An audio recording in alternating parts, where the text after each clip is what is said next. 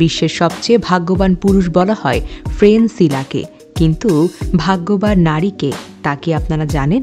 বিশ্বের সবচেয়ে ভাগ্যবান নারীর খেতাব ভায়োলেট জেসপের। তাকে এই খেতাবে ভূষিত করার অসংখ্য কারণ রয়েছে। ভায়োলেট জেসপের জীবনের ঘটনাগুলো এতটাই রোমাঞ্চকর যা আপনাকে একেবারে হতবাক করে দেবে।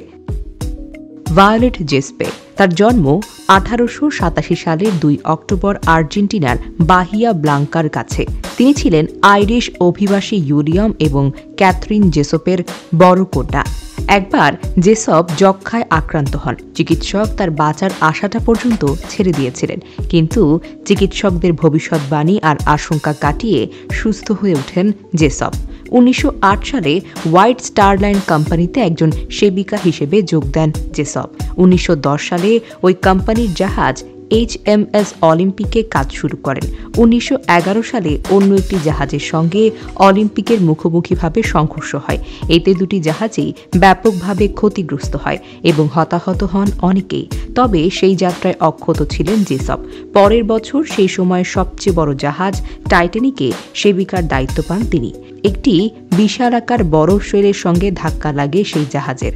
করুণ পরিণতির কথা তা তো সবারই জানা। 1,500-এর বেশি মানুষ এই জাহাজ ডুবিতে প্রাণ হারালেও বেঁচে গিয়েছিলেন জেসপ। কিন্তু জাহাজ নিয়ে এমন বিভীষিকার স্মৃতি থাকলে প্রথম বিশ্বযুদ্ধের সময় আহত সৈনিকদের সেবা করার জন্য ব্রিটানিক জাহাজে সেবিকা হিসেবে কাজ শুরু করেন তিনি। 1916 সালের 19 নভেম্বর জার্মানির যুদ্ধজাহাজ ইউ-বোটোর আক্রমণে ব্রিটানিকের তলদেশে মারাত্মকভাবে ক্ষতিগ্রস্ত হয়ে ডুবে যেতে থাকে তিনি। জাহাজের তলায় একটি অংশ ধরে অলৌকিকভাবে সে যাত্রায় বেঁচে গিয়েছিলেন জেসপ।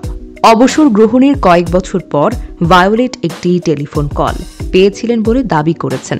একজন নারী তাকে জিজ্ঞাসা করেছিলেন, টাইটানিক ডুবে যাওয়ার রাতে তিনি কি একটা শিশুকে বাঁচিয়েছিলেন? ভায়োলেট উত্তরে বলে, হ্যাঁ। তখন সে নারী তাকে জানান আসলে তিনিই সেই শিশু, দ্য আনসিলিকাল লেডি। এই খেতাব পাওয়ার পর এই নারী 1971 সালে 84 বছর বয়সে হৃদরোগে আক্রান্ত হয়ে মৃত্যুবরণ করেন।